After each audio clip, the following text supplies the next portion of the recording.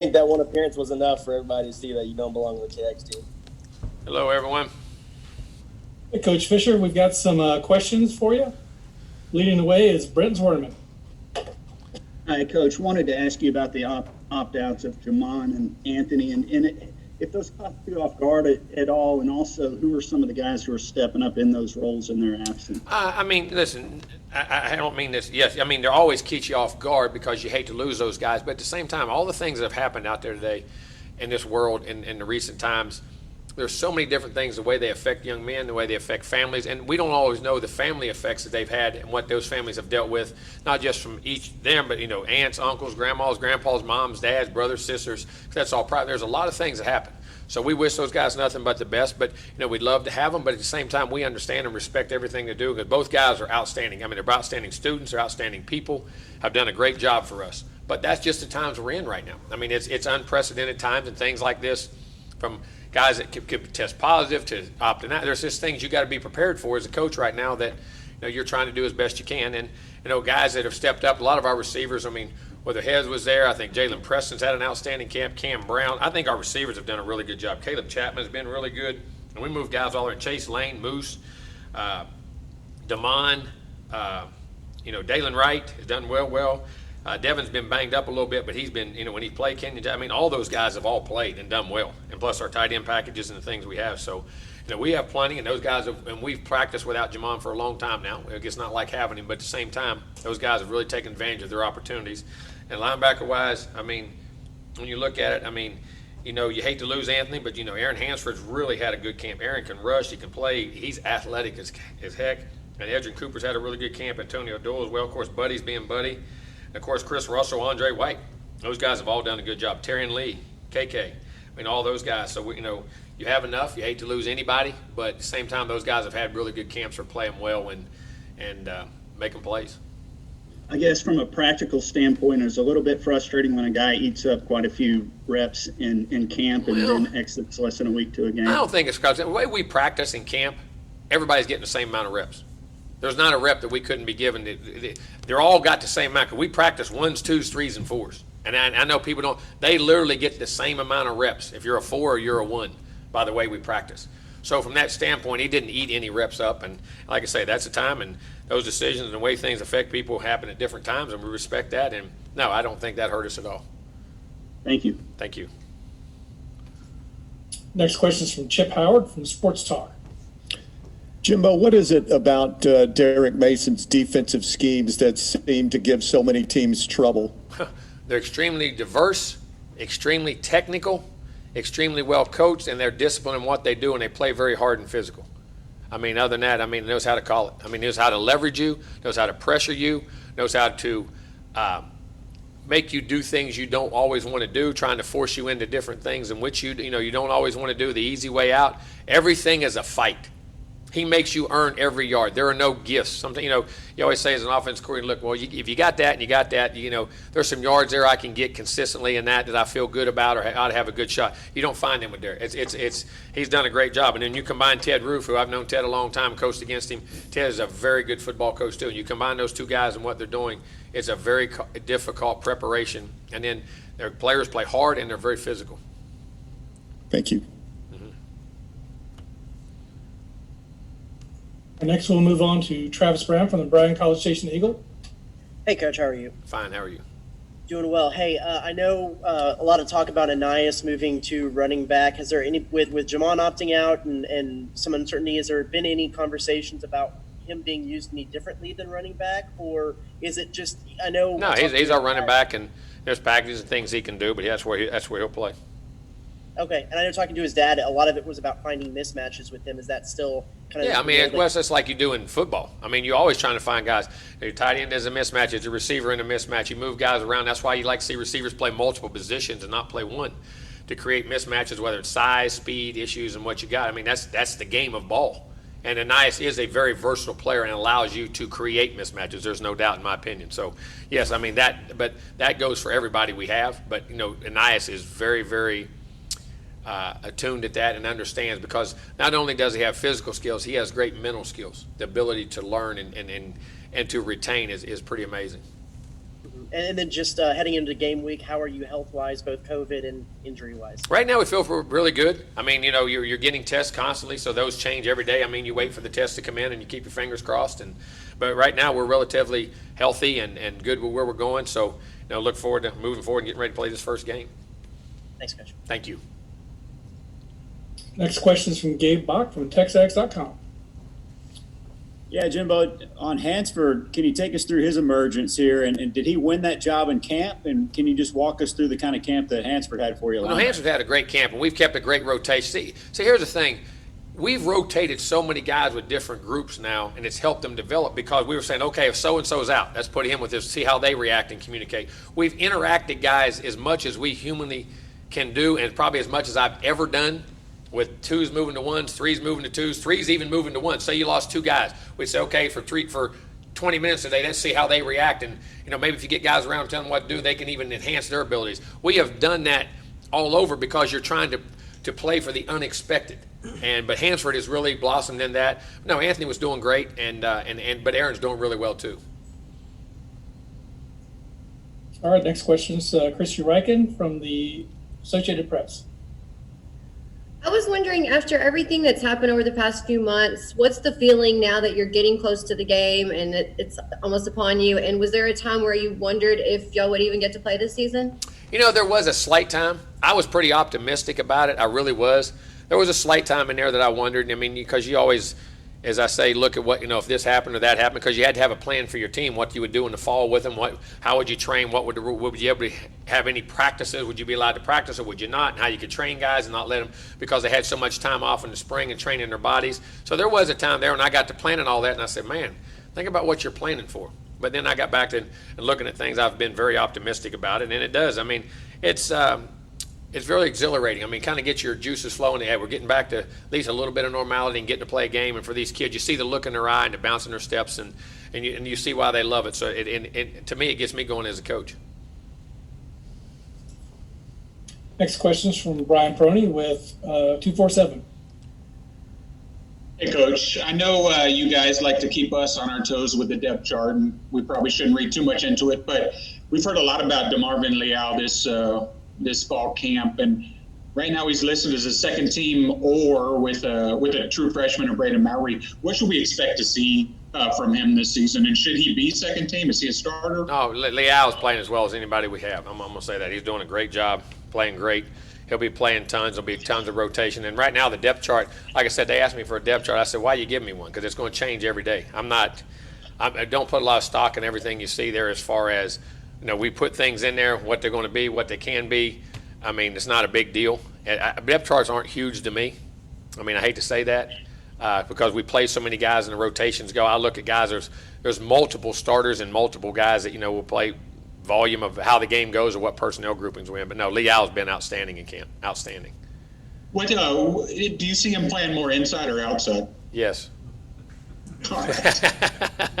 I'm not trying to be smart, but I understand. If I can't answer the question, I'm just going to say yes. I mean, but that's what gives you the versatility and the way you have to put packages together and things. But that's the truth. Yes, I mean he'll be doing both. Next question is from Tyler Shaw from KBTX.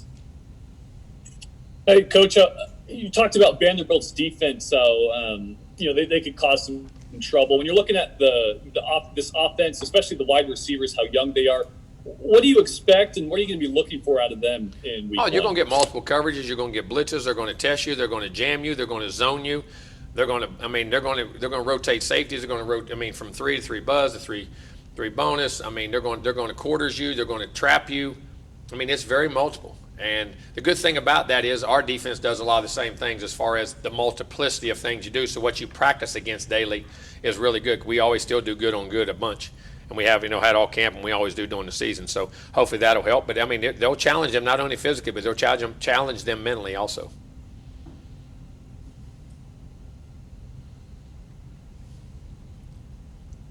Next question is from Owen Buchanan from TexAgs.com. Hi, Jimbo. How can you deal with the opt-outs and some of the injuries y'all have and still be I guess, optimistic that this team could be as good as y'all originally thought maybe it could be? Well, because I think we've built depth. We've recruited well for 2 years, 3 years. I mean, gotten good classes in. I like our energy. I like the development of our players, and we're getting more depth. And of course, but during the season, what if they opt out, and what if they got injured? What's the difference? I mean, I say that. I mean, one you're playing, one you're not. But I mean, those are things as a coach you deal with and you try to plan for. And I think it's the part of it is that I'm very encouraged about our younger guys that are stepping into those roles and how they're accepting those challenges. I mean, like you say, it is. I mean, you hate to lose guys, but sometimes it becomes opportunity for somebody else behind you. And we've recruited well. We got good players, and those guys are accepting. Our coach is doing a good job with them. Those guys are learning how to play at a very good level. And do you know the 5 guys that you're going to start in your offensive line on Saturday? Mm-hmm. Are they the same guys that are on the depth chart? All right, your next question is from Mark Passwaters from Rivals.com. Hey, Coach. After that tough question from Olin, I don't know where to go, but I think I'm going to piggyback off of something that Brent said earlier. Oh, now you understand what road you're going down now? Daggone. Huh? I know it's dangerous, but bear with me on this one. Basically, I just wanted to get back to the linebacker situation and see what your confidence level is with these guys, because it seems like there are a whole lot more names getting mentioned this year than in past seasons. Well, yeah, I mean, guys have been in the system a couple years, and were very talented, but had to learn what to do and the way they're doing things. I mean, when you look at Hansford now, that's his 3rd year, and he's gotten back over there on defense, has done a great job. I mean, when you go with White, Russell, Lee, those guys have all been in there. Buddy's played inside and done an outstanding job. KK's been here, done a good job, and then you signed 2 really good players in Cooper and Doyle. So all those guys have done it. They feel good. I mean, are they perfect? No, we're never happy with anything as far as that goes and what our development is, and they'll continue to get better. But man, you have size, you have athleticism, and they're playing with good consistency, and have played well in camp. Good body, a lot more bodies. Yeah. Next question is from Mike Lucas at KAGS. How you doing, Coach? Fine. How are you? Hey, Coach, with such a long lead up to this first game and prolonged practice, summer camp, all that stuff, do you expect the execution to be on par with the first game of the season, or would you expect your team to be a little more crisp in what they're trying to do? Well, I hope it's very crisp. I said, hey, if I could answer that, I'd sleep better. You always worry about it as a coach on your first game and in any game. I mean, that's part of coaching. You think you got them ready. Do you have them ready? But I think our guys have done a good job, and all you can go off is how you've practiced and the way you've scrimmaged in those situations, and we've done a nice job. It's been a really good camp. I've been pleasantly, and the good thing about it, I see the improvement each and every day. And I know you say that, well, you should, but sometimes you don't. You hit laws, you hit things, and sometimes you go backwards every now and then, and what goes on. But our guys have continued, and I think we're hitting our stride at the right time. Next question is from Zach Taylor at Bryan Broadcasting, and then we'll go to Chuck Carlton. Hey, Jimbo, appreciate you coming on with us. For Saturday, I know there's still so much in the air. You haven't been able to go in front of a capped capacity, but for you, what do you feel like the atmosphere is going to be at Kyle Field Saturday? Whatever we make it. And that's our job as coaches and players to make it the atmosphere. That's what we have to worry about right now. We can't depend on the crowd, and I don't mean this in a bad way. You should never depend on the crowd. That's just a bonus. You got to depend on yourself, your own attitude, your own demeanor to create the atmosphere for yourself as a player. You can't rely on them to get you there. They help you, they bonus you, you love them, you want to play well for them, and that all is energetic. But at the same time, as a competitor and athlete, you have to bring your own energy and your own abilities to focus, concentrate, and play at a high level. Thanks. Thank you. Question from Chuck Carlton at the Dallas Morning News, and then we'll go to Gabe Bach. Jimbo, with all the youth and the experience you do have at wide receiver, even though you have a lot of talent there, how important, I guess even more important, does Kellen and his experience and his steadying influence become with that group? Oh, I think it's huge, and I think you've seen that in our practices. I mean, you're seeing a really good group of guys who feel that, do that, and have done a really good job, and the way he's affected them and the communication levels he's had with them, and it's been excellent. I'm telling you, it really has. It's been a really good camp, and he's done a good job in that regard. And even, in the few older guys we have, and those guys have bought in, man. They learn well and they're athletic. Next up is Gabe Bach from TexAgs.com, and then Robert Cessna. Jimbo, I wanted to ask you about, you've been a little thin at some injuries at tight end. I understand you moved Blumrick over there. He's moved around a lot, but how much credit do you give him for just fighting for trying to find his spot? And Well, what kind of impact do you think he's going to It has, and I think our backs have hit a good stride there, and his body type, being 6'5", man, he can run. He's athletic, and I'm gonna tell you, Blumrick's tough now. He'll put his face on you. He'll hit you. He's competitive, and being a quarterback, you pretty much know all the assignments. That's the thing that's been very good in being allowed him to move. As far as, you teach him the pass game. Well, he knows it because he was a quarterback and knew where they were going to be and the things that happened in that regard. So, and I think he's learned to block. He's done a really good job. You wonder how he blocked, but he was playing running back. And at running back, sometimes a lot of your assignments and your spread stuff become very similar to what the tight ends are by the rules of how you do things. And he understands that and has adapted very well. And I've really been impressed with the way he's played. I really have. Next up is Robert Cessna from the Bryan College Station Eagle, and then Chip Howard. Jimbo, did you see any difference in Kellen's demeanor or leadership when he loses Jamon, who's his best receiver and a good friend? You know something? He's been, from the day he got here, this camp, hasn't changed a lick. And it's been outstanding. His demeanor, his ideas with the team, the way he's played, his personality, his influence on guys, the way he's pushed guys, it's been exactly the same. When Jamon elected to do that, which I know it didn't, but I think what you saw was the maturity out of Kellen. You didn't see anything different. I'm sure inside it hurt him, and I know it did, but I think it also, the responsibility he has to this program and to his other teammates, I think is a tribute to him about how he's handled that situation to me. I don't mean that. I'm sure inside he hates, but it's been the same Kellen the whole time. All right, let's move to Chip Howard from Sports Talk, and then Brian Peroni.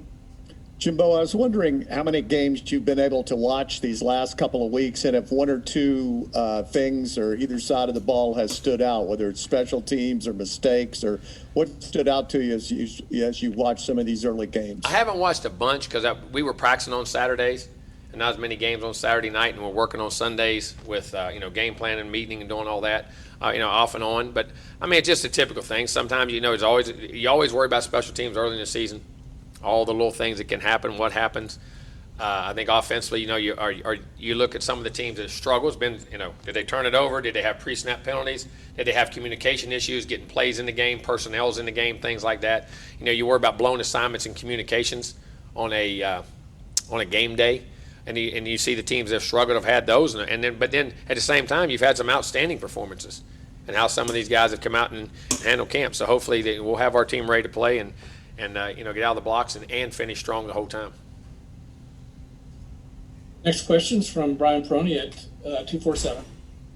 Hey, Coach, I just wanted to ask about the running back rotation and what, you're sort of expecting there. You have a ton of guys to get carries. I assume Spiller and Anaya Smith will get plenty, but what about after that? What do you see happening this week and going forward? And then I really wanted to specifically ask about Ernest Crownover. I know he's had a good camp from all accounts. He's had a really good camp. I mean, blocking, catching, running. He's big, he's physical, he's fast, he's good with the ball in his hand. He's done a great job. I've been pleased with all. A chain has been, he learns well, has great hands, can runs between the tackles very well, outside, runs both plays. DeAndre Jackson's physical and tough and carries the ball. Hubbard, very talented, good with the ball in his hand, can catch. All those guys got great ball skills. They run with power. I've been really happy with our backs. I really have. I mean, these guys have done a really good job of learning and playing and feel comfortable, especially for the freshmen. As far as they're along right now, they've been really good. Never had that many guys as freshmen or newcomers come in and really absorb that much and play that. Usually have one, or sometimes you may have two at the most. But, these guys have done a good job. I mean, they're still learning, but they've done a good job. They really have. All right, let's move to Brent Zwerneman from the Houston Chronicle, and then Travis Brown. Coach, it seems like from the outside anyway, Buddy Johnson has been a rock for you on that side of the ball and senior leader. Could you just speak to that and how he's been for you during camp and your expectations for his senior season? Well, I expect a lot out of Buddy because, I think he demands a lot out of himself. He's had a great offseason training, the things he did, learning to play middle linebacker last year, like you say, going from outside to inside is a big change, guys. I mean, that's a big change. And being able to distribute and the information and process the information and make decisions and fit gaps and things, he's done a great job. He's had a great offseason. He has great influence on the players. He comes to work every day. He's got a great attitude, and he's got a great leadership attitude and sees the big picture, what's going on, and just very pleased with his performance. And we're going to play well. He needs to play well. Thank you. Thank you. Next question is from Travis Brown from the Bryan College Station Eagle. Yeah, Coach Chip mostly took my question, but I'll go out there and with a player opting out 6 days before the season, is there a constant worry as a coach that as injuries fall up, like you said earlier, other things that it might be a week-to-week thing of more players opting out through the season? I mean, you can't set and worry. We tried to plan for that, but if you set and worry about that, and as I say, chase ghosts all the time, you just get a good feel for your team and what's going on and talk to the guys and you play. But you sit and worry about that, I mean, you'll worry yourself to death. We don't see any sign of anybody else doing those right now, and we're playing well, and the guys are playing well, and they're excited to play. So you just go play. Thanks, Coach. Thank you. All right, we'll go to Daryl Bruffett, and then we'll finish up with Kurt Bowles.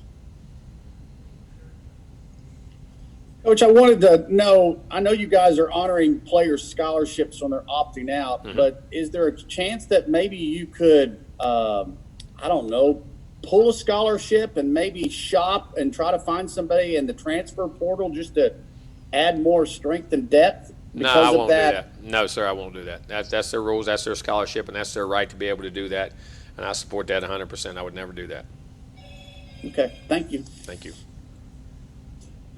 And we'll finish up with Kurt Bowles from the Austin American Statesman. Jimbo, you're starting your third year at A&M. I'm curious, in your mind, how long it takes to establish your culture in building a new program, and what's been the hardest thing about it? I think you're always establishing that. I think that's something you're always developing and establishing, and as the players, and then that trickles from the player to player, from the older guys to the younger guys. When the older guys get it, and you get enough guys there for a significant amount of time that are playing significant roles as older guys, and passing that down. And that's what I've seen in camp. That's why I've been so pleased with camp, and you see me in a good mood as far as how we're doing things. We'll have success. We got to play and execute. But I like this team. I like their attitude, demeanor, and how they communicate, and they're fun to coach. And so from that prospect, I mean, they've got me very encouraged that our culture is developing and the way we want it and what's happening. Did you feel comfortable your first or second year? I did. I mean, you're always comfortable, but you're always wondering how is it going to go, what's going to go, and there's always changes from first or second year, and you got new guys in. Now you got more guys in your program that have been, even your younger guys that have been there now for a couple years and in 1 year. I think that makes a big difference. It's not always your top guys, but how that affects the young guys. Thanks, Jimbo. Thank you. All right, that's all the questions I have for you, Coach. Thank you. Y'all have a wonderful day. Be safe. Thank you, Jimbo.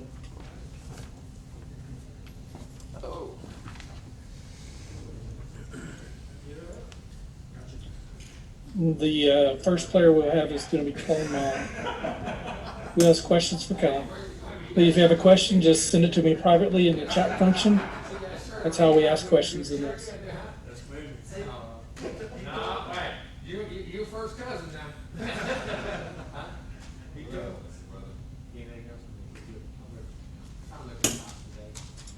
So I've got questions from Gabe, from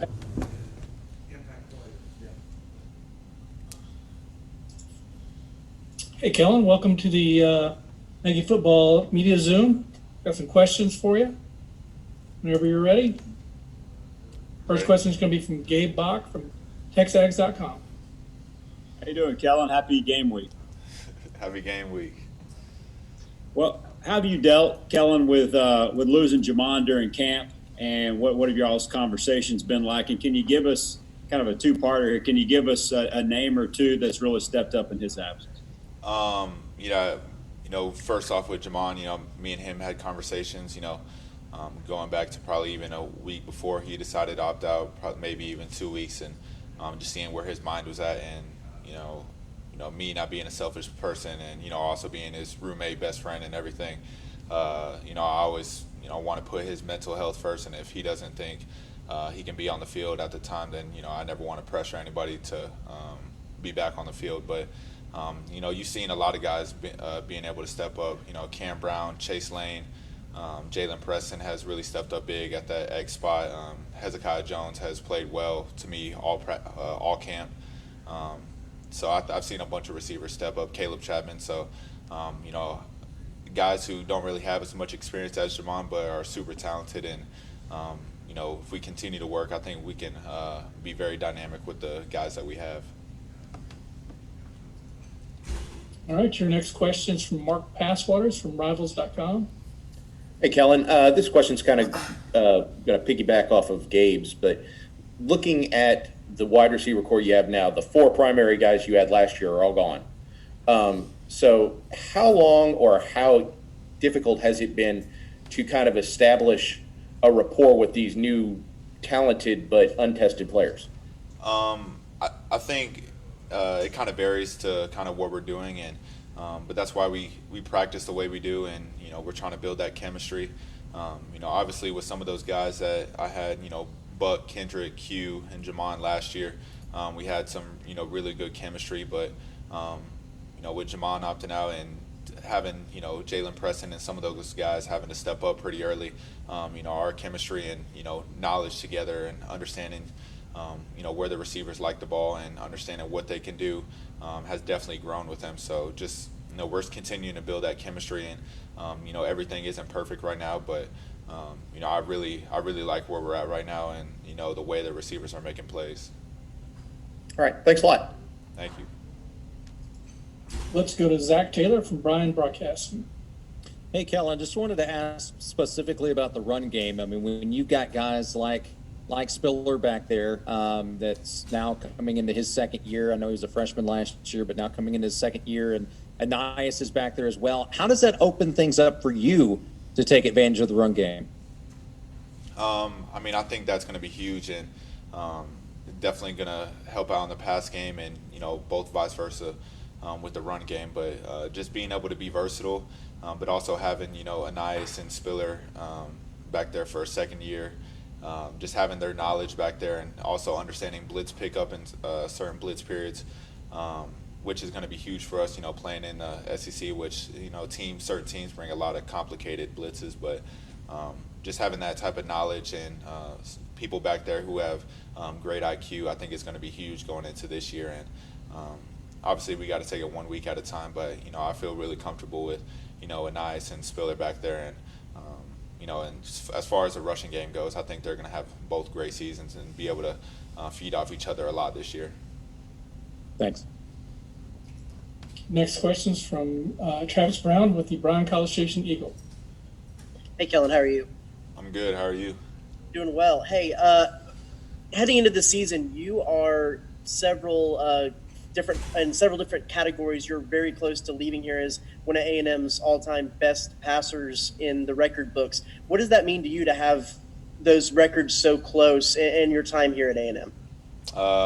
It means a lot, and I've been through a lot while I've been here at A&M, and I've set really high expectations for myself, and being able to be so close and also allow myself to be in those record books is something that I wanted whenever I was a true freshman, and something that I worked for. So it's going to be super exciting once that time comes. But for me, that's it's a big deal. But I just want to take it one game at a time, and execute one game at a time as best I can. And then also, as a leader, when you're talking with guys, and I know a lot of times mottos and stuff in years past is talking about the buy-in of players. How do you manage leading the buy-in while also understanding when players decide that they want to opt out or want to do what's best for them or their family? Is that a challenging situation to be in as a team leader?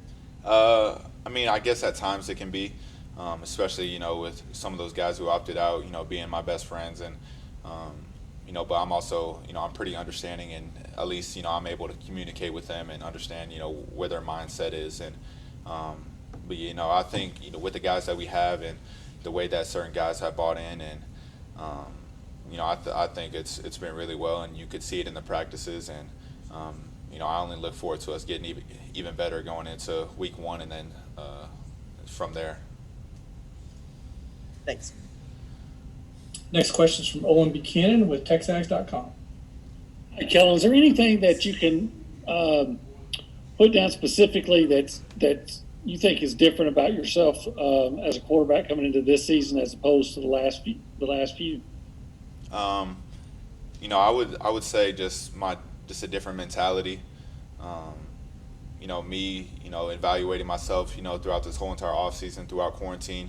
I looked over through every single play that I ever ran in my junior year, and I just wanted to evaluate myself and find out what I could do better. and figure out the best way to, basically improve myself. And so I'm just, this year I'm on a mission, and not only for myself but for my teammates, and I just want to be a great leader and pretty much elevate everybody's self and everybody, and take them to higher levels. And if I can ask you, did you ever consider opting out, and if not, why? Nah, never crossed my mind, and I don't plan on it. Thank you. The next question is from Tyler Shaw at KBTX, and then Daryl Bruffett. Hey, Kellen, you've obviously know what a tough schedule looks like. You've got one ahead of you guys this year. So when you look at week 1 against Vanderbilt, how important is it for you guys to get out on the right foot to start the season and, just to get the win? I think it's super important, and I think it's, starts that momentum that we want to have. And, Vanderbilt's a good team, and, I think they got a new D coordinator this year, and also a good head coach. So, I'm looking forward to this weekend, but it's going to be super important for, all 3 phases for us, offense, special teams, and defense, to start off this year right and, get a head start on this season. Thanks. Let's go to Daryl Bruffett, and then we'll go to Kirk Bowles. I got a couple of questions for you, Kellen. First off, you talked a little bit about Vanderbilt's defense. Can you talk about what that's going to be like to face a new DC that they have at Vanderbilt? I think at times it can be very challenging because, he may carry over the same scheme, but it's different players. So, it's kind of hard to, I guess, watch film on, that combination. But, I think that everyone is kind of bought in on, watching film and finding out, what they're going to do. And, but I think, we'll keep it, both on the at least on the offensive side, keeping our base passes, base runs, and figure out what everybody's comfortable with, and just whatever we get with the defense, from the defense, all our principles apply. I know the first 3 years that you were at A&M, you guys feed off the 12th man. Have you kind of tried to think a little bit about what that's going to be like on Saturday at 25% and some of the restrictions that you're going to have to deal with? I think that's something that has had a huge impact, pretty much all over college football. And, I think that we're going to have a good turnout, with the 12th man and, Kyle Field, but, it's definitely not going to be, what it'd be like 100%, obviously. But that's just puts more accountability, on us as players. We have to be able to create the energy on the sideline and, within our play. So it's definitely going to be challenging, but it's going to be something that we have to adapt to really fast. Hey, thank you, and thank you for the responsibility you guys are showing too. That's awesome. Thank you. Let's go to Kirk Bowles from the Austin American Statesman, and then Chip Howard. Kellen, I'm curious about your confidence level going into your senior year.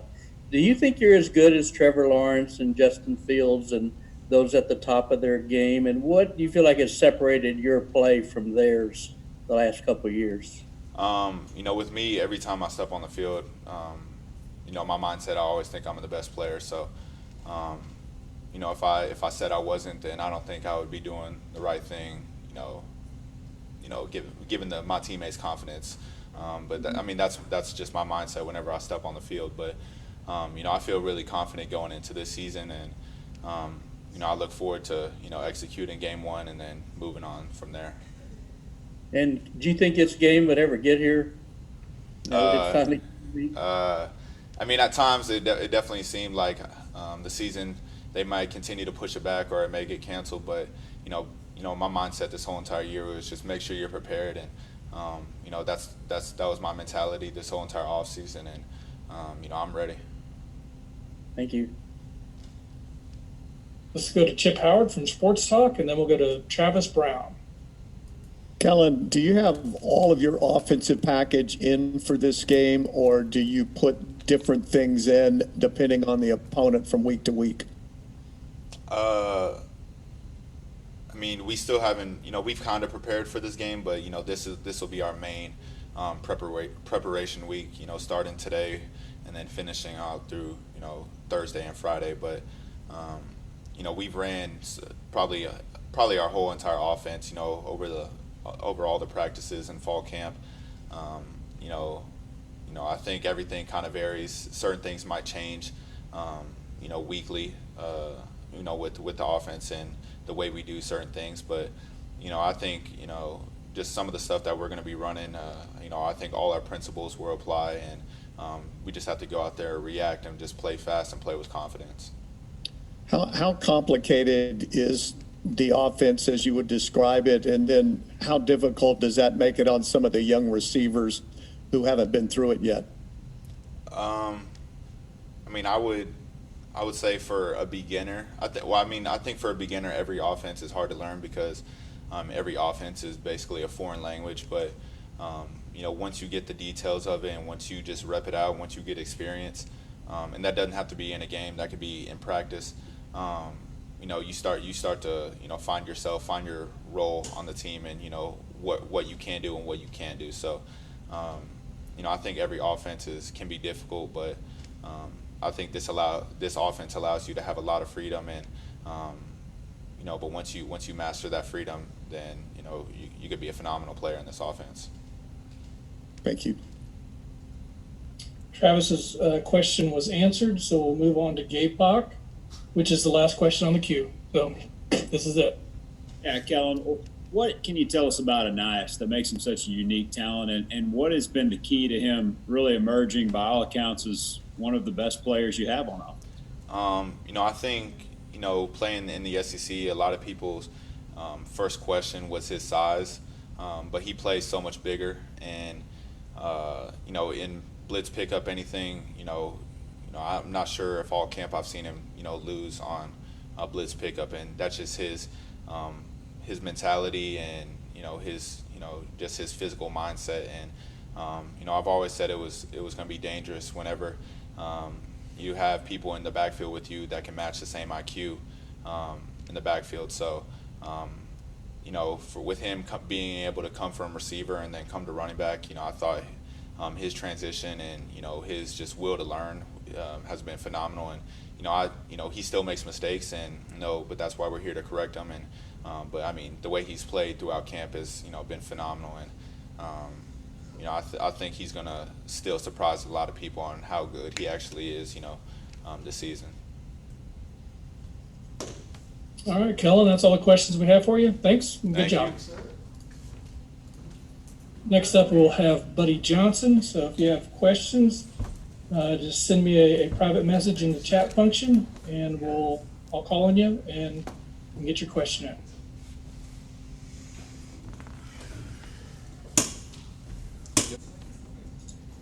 Hey, buddy, welcome to the Zoom. Got some questions for you. We'll start off with Gabe Bach from TexAgs.com. Hey, doing, buddy? Hey, how you doing? Doing good. Hey, give us your reaction to Hines deciding to opt out yesterday, and were you surprised by it? Were you caught off guard at all? Yeah, I was a little surprised, but mental health is very important. And, he know everyone on the team is 100% behind him, but I wish the best to him. And the good thing about football is it's not a one-man sport. So if I were to opt out, it's a team sport, and the team is ready to go, and guys in that room have prepared to play. Coach Fisher always talk about don't just wait to play, prepare to play, and I think guys have been doing a phenomenal job of doing that. And, this linebacker room is fired up and ready to go. The defense is ready. So we love Anthony Hines, and we're going to miss him. He made a lot of plays for us, but we got a game Saturday we have to get ready for it. We're excited for it. Your next question is from Owen Buchanan at TexAgs.com, and then Tyler Shaw. Buddy, tell us why you are, or why you can still be confident with the linebacker core without Anthony out there next to you. Because, like I just said, guys been preparing to play. Guys been stepping up. Aaron Hansford been stepping up. I always talk to Coach Fisher. He always compliment the younger guys, Edgerrin Cooper, Antonio Doyle, T. Lee. These guys been stepping up big time for us. Just making plays, and it goes back to the way they prepare. they're changing, their self mentally, and I love to see it. It's just like with me, when Coach Elko got here, he had to talk with me, and I understood the talk, and I had to make a change, and that's what I went out and did. I think that's what guys are doing, and it's fun to see it. I love to see it. It's tremendous growth, and that's what the coaches always talk about. They love the game so much just because of the growth from players that's not only on the field but off the field as well. What did you have to change? Just everything, the way you live, the way you go about handling your business on and off the field. That's what Coach Fisher always talks about. And it's just once you can do everything right off the field, that translate back to the field, and they just take it hats off from there. Thank you. Yes, sir. Let's go to Tyler Shaw from KBTX and then Zach Taylor. Hey, buddy. When you look at this season with being, the 10-game SEC, conference only schedule, and it's not going to get any easier from here. How important is it for this team to get out on the right foot here in week 1 and just to get that win against Vanderbilt? It's very important. It's important for us to hit the ground running fast. I think guys are very excited to go out and play. Guys are fired up. I know I am 100%. Just me being on the defensive side of the ball. Just seeing all the contagious energy. From one another to one another. It's great to see. Guys are fired up and ready to play. As soon as they said we was going to play, guys were fired up. I know I'm ready to go, and I got a bunch of guys behind me ready to go as well. And how does it feel to actually, you said you guys are actually finally get to be able to play. There's probably a point this summer that maybe that was up in the air of whether you're going to play or not. Yeah, well, that's what I was just talking about. Coach Fisher always say don't wait to play, prepare to play. From the moment that we knew we were going to play, or even when they were saying maybe we won't, we were still preparing to play, handling our business on and off the field. We still had, to go out and handle our business. That's what we were here for, and guys were excited, man. I tell you, that team is fired up and, ready to go, and I'm ready for Saturday. All right, your next question is from Zach Taylor from Brian Broadcasting, and then Chip Howard. Hey, buddy. Already there's been a few times where whole position groups for teams have contracted COVID-19. They haven't been able to play. You guys are already down a man now with Anthony Hines having opted out. So how much do you talk amongst yourselves, the players, about, hey, look, we're already at a limited depth. We have to make sure that we stay healthy for this season? I think guys actually understand, we're going to have to make sacrifices if we want to be where we want to be at the end of the day. Guys are doing a great job. Coach Fisher always compliment us about how great we're doing as a team. And, guys understand, and guys want to be able to play. And if we want to play, we have to make that sacrifice now and then to get us where we want to be later. But, guys understand. We talk to each other, and, us older guys, the leaders, are making sure, guys are on the same page. And, because the younger guys, they're going to want to, get out there, they're freshmen in college, they want to see what it's about, but they understand right now, they know what's important right now. I think they're doing a great job at it. Thanks, buddy. Let's go to Chip Howard from Sports Talk, and then Travis Brown. Buddy, so much of defense is emotion. Have you thought about Saturday and how different it will be, and what maybe your responsibility is as an older guy to keep the other guys on defense fired up, despite maybe not having a big crowd on Saturday? Yes, Saturday it might be a little different, but Kyle Field is Kyle Field. I know our fans would be 1,000% behind us if they could be there, but we're going to be fired up whatever we have. But it's going to be very important for the team to bring energy, because energy is very contagious. And if older guys are continuing to harp on the energy we're bringing in, our energy level is high, it could be very contagious for the team, and we can hit the ground running fast. Next question is from Travis Brown, and then Kirk Bowles. Hey, buddy, how are you? Good. How you doing? Doing well. Hey, I know in years past, nickelback has been a really successful position on y'all's defense, and Devin Morris, at least on the depth chart, is a guy who's slotted there at the top. What has Devin done to kind of separate himself, and how do you see him fitting well into that role? Maybe last year, you seen Devin make a lot of plays, here and there, I think he stepped up and made a lot of plays for us. But, you know, like I said about all the other guys are just, you know, handling their business off the field, and it's translating back to the field. Devin just going out, you know, taking care of his body, doing school, doing what he have to do. He understands the game. He's a smart guy, and, you know, he understands the game of football. The nickel position is one of the hardest positions on the field. You know, I have to commend anyone that can play that position. That is a hard position, and, you know, Devin just been doing a great job for us. I'm excited to see what he can do for us Saturday. And in a normal season, I know there you have sometimes those games that aren't the SEC games that you can use to kind of rest and recover your body. As a veteran, how important is it, or how much of an emphasis are you giving the younger guys into getting into the training room, and how much do you think of the season will be won by those who are able to take care of their bodies with that 10-game conference-only schedule? Most definitely. This will be a very tough season, you know, straight SEC games. But, you know, it's very important, like you say, the older guys are doing a great job of leading, you know, making sure guys are handling their business, encouraging guys to go out and, you know, take care of your body, get in the ice stuff, do what we have to do. And, you know, I think it's very important it starts with the older guys, and the older guys are doing a great job. And, you know, it's going to be a tough, long season, but, you know, we're fired up and we're ready for the opportunity. All right, let's move to Kirk Bowles from the Austin American Statesman, and then we'll go to Daryl Bruffett and Gabe Bach. Buddy, how big a setback is it losing one of your top linebackers and best receiver as far as reaching your goals? Well, it'll be a little different. You know, I played for a whole year next to Anthony Hines, and, you know, he was a great player, and we built this confidence, you know, playing next to each other, the trust we had with each other. But, you know, like I say, football isn't a one-man sport, it's a team sport. You know, those guys in that linebacker room, man, I'll tell you, we've been preparing to play. We're so fired up and ready to go. You know, we've been, you know, handling our business. And, you know, on the offensive side, Jamon was a great guy for us. You know, he made a lot of plays for us. But like Kellen was saying earlier, you know, there's guys in that room that's been making great plays for us. And, you know, guys been preparing to play. And, you know, now it's their time to step up and shine and show what they can do for this team. And, you know, they're excited. We're excited. Coach Fisher's excited. And guys are fired up about it. And are you watching other football games the last few weeks and, you know, get so excited you headbutt your refrigerator or anything? No, it's kind of like I see other games playing, so I'm like, okay, now it's actually getting real. You know, the ball is starting to roll for real. So, you know, my heart is getting fired up, and, you know, guys are getting fired up. It's like, oh, we finna get started, man. I'm so excited. You know, guys are excited in the locker room. You can feel it. You can feel it. Thank you, buddy. Yes, sir. All right, let's go to Daryl Bruffett, KBTX.com. I'll do that too. Hey, buddy, can you talk about Vanderbilt's offense and maybe just some of the challenges that they're going to present you guys Saturday? They have a new offense coordinator, so you know, we'll get together this week and talk about the game plan with Coach Elko.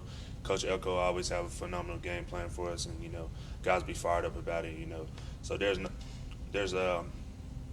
just for me, you know, just waiting on Coach Elko to present to us what he have, and, you know, we're fired up for it and ready to go.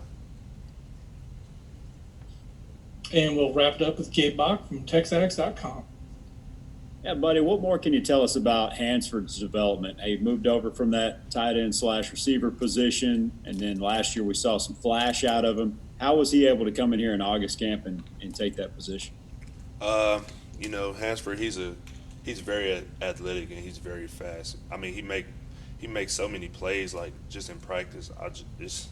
I love to see it. You know, I think he did a great job of, you know, like I keep talking about guys preparing to play. He did a great job. You know, he actually honed in onto the defense, and, you know, he understands the game more.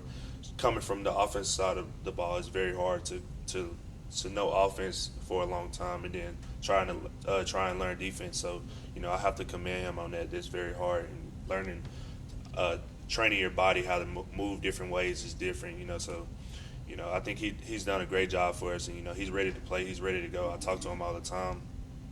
You know, he understands the role that he have, and, you know, the leadership he's going to have to accept now that Anthony Hines is gone. You know, he have some shoes to fill. He have to fill Anthony Hines' shoes, and, you know, I think he's fired up and pumped up and ready to go.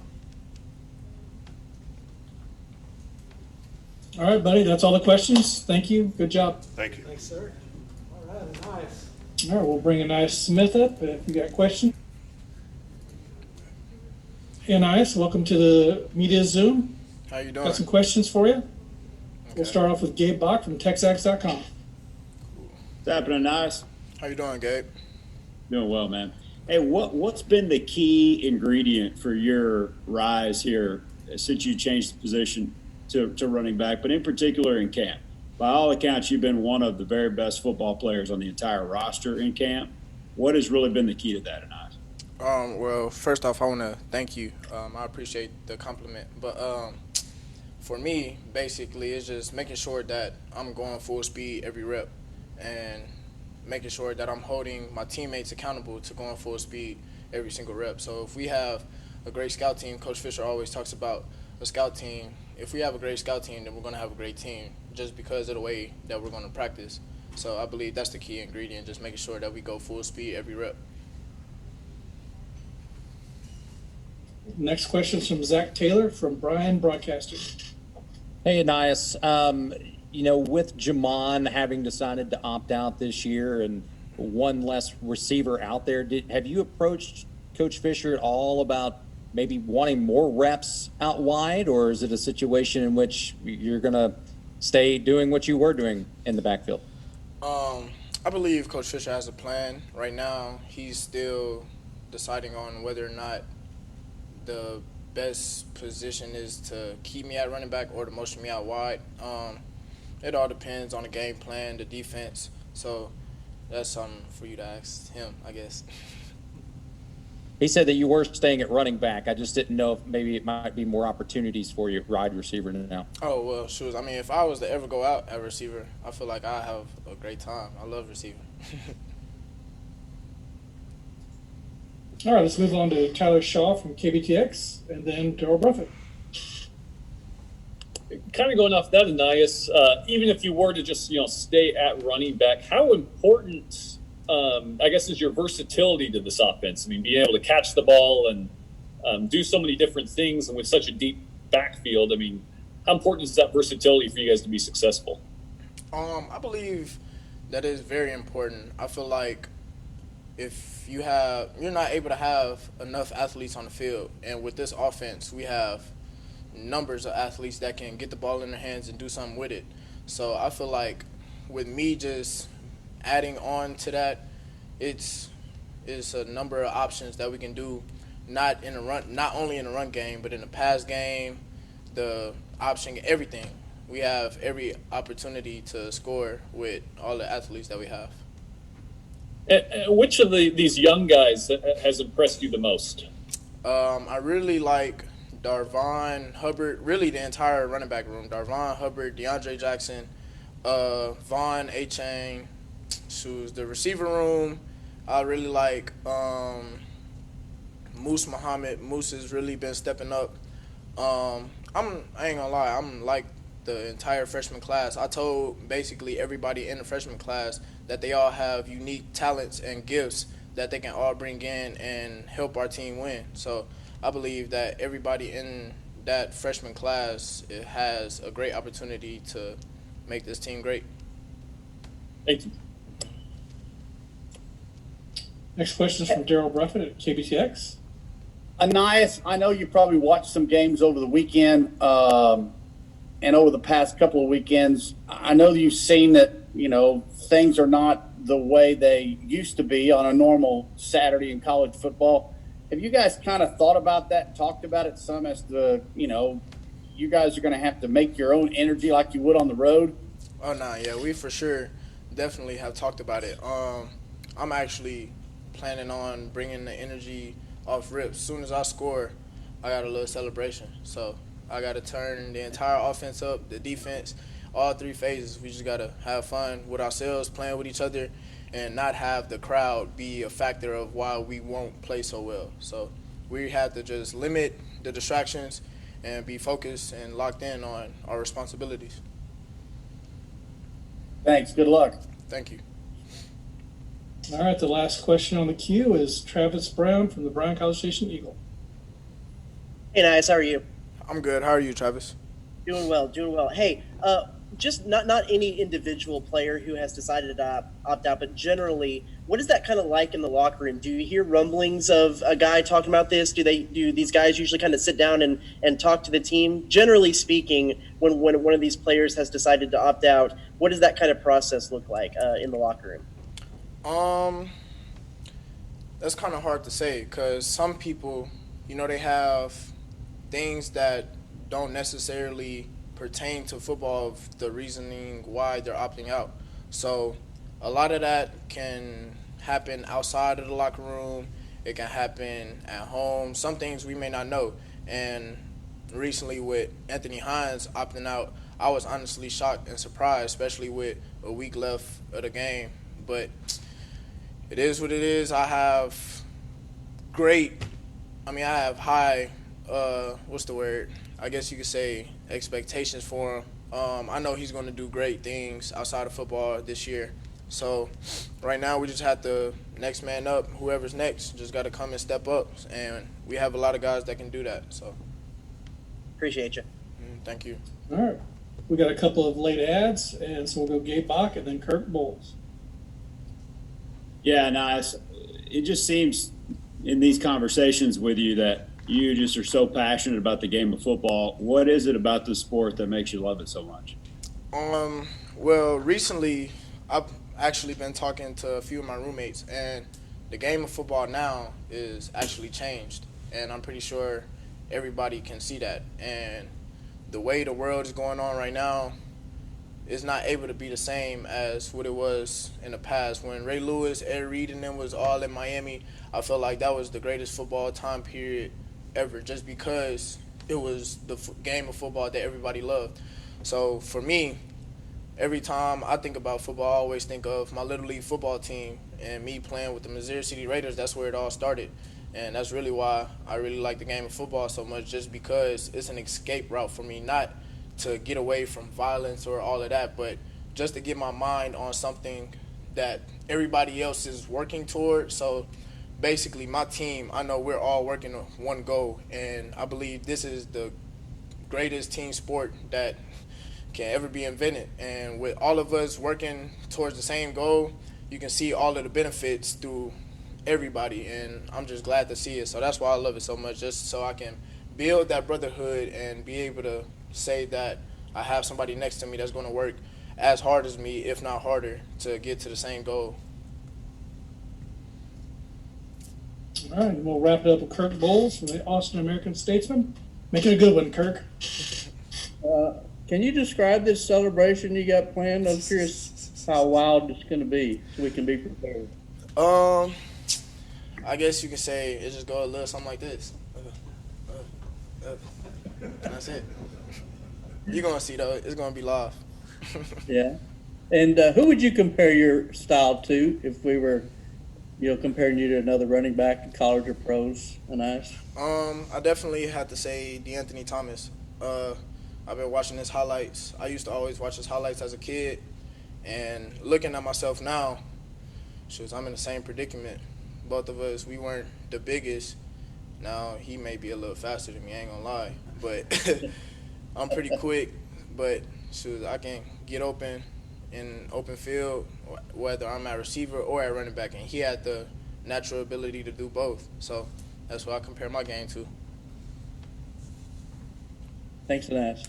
Sure. Thank you. All right, that's all the questions we have for you. Cool, thank you. Thanks, Anais. Good job, bud.